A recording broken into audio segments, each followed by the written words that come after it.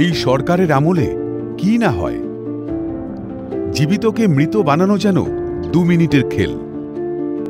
বয়সের ভারে নুইয়ে পড়া এই মানুষটি প্রায় 3 থেকে 4 বছর ধরে বার্ধক্য ভাতা পান না। ঠিক কি কারণে মেলে না বার্ধক্য ভাতা, কারণ জানলে সত্যি অবাক হতে হয়।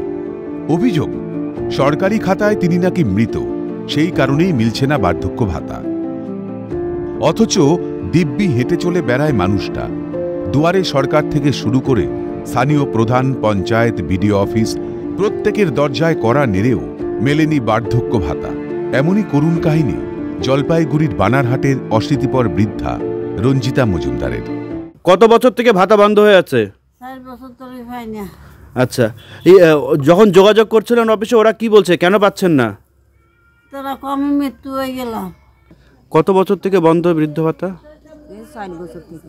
কেন বন্ধ, কি বলছে? ও এখানে বলছে অঞ্চলে গেছি, বিডিও অফিস গেছি, বলে যে কি ও মৃত। আচ্ছা, কারণে কাগজপত্র দিছি, বলে যে কি বৃদ্ধ ভাতা পাবে না, ও মৃত। কত বছর থেকে উনি পাচ্ছে না? 4 বছর। 4 বছর থেকেও পায় না। কত জায়গায় দৌড়াইছে, দুয়ারে সরকারে দৌড়াইছে, বিডিও অফিসে দৌড়াইছে, সব জায়গায় পঞ্চায়েত প্রধান সব জায়গায় দৌড়াইছে। বুড়ির হয় না, বুড়ির মৃত্যু।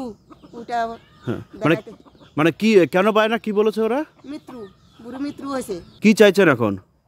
এখন এটা দেখি মাঝে দুটোটা পাক বা ঘরটা যদি একটু পাক, তাহলে সুবিধা হয়, তাই তো? বানারহাট ব্লকের সাকুয়াঝোড়া 1 নম্বর গ্রাম পঞ্চায়েতের সোজনাপাড়ার বাসিন্দা রঞ্জিতা মজুমদার।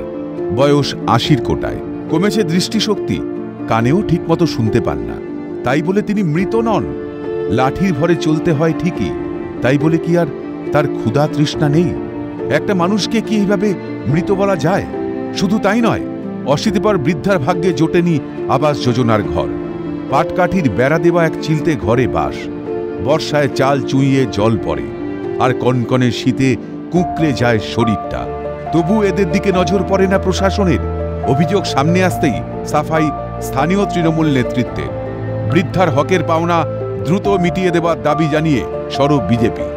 বলছেন মৃত, তো মৃত ওদেরকে বলছে মৃত। আমরা কনফার্ম না যে মৃত বলছে। তো আমি ওদের ডকুমেন্ট নিয়ে জিপিতে দেওয়ার পর জিপিতে বললাম, এবার কাগজ জমা দিছি। তো বললাম যে এটা এরকম ব্যাপারটা দেখে নিও, যে ওনার তো এখনো বৃদ্ধ ভাতা পায়, 2 বছর থেকে পাচ্ছে না। তো আপনি একটু কাইন্ডলি এটা চেক করে দেখুন আমার কি সমস্যা আছে ওনার।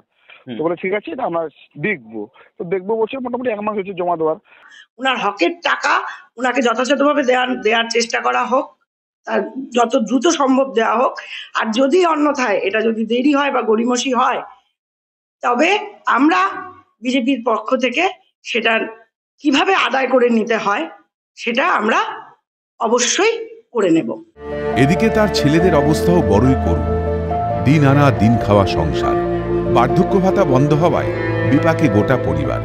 এই বৃদ্ধ মানুষ আর কত ঘুরবে? প্রতিবেশী থেকে সকলেই চাইছে যত দ্রুত সম্ভব বার্ধক্য ভাতা দেবার ব্যবস্থা করুক সরকার। কিন্তু তিনি মৃত নন, তিনি বেঁচে আছেন। তিনি দাবি করছেন যে তাকে তার হকের টাকাটা দেওয়া হোক, তিনি যাতে একটু খেতে পায় দুবেলা ভালোভাবে, তাই তিনি তার বৃদ্ধ ভাতাটা চাইছে। জলপাইগুড়ি ধূপগুড়ি থেকে ছিলাম দেব, ক্যালকাটা নিউজ।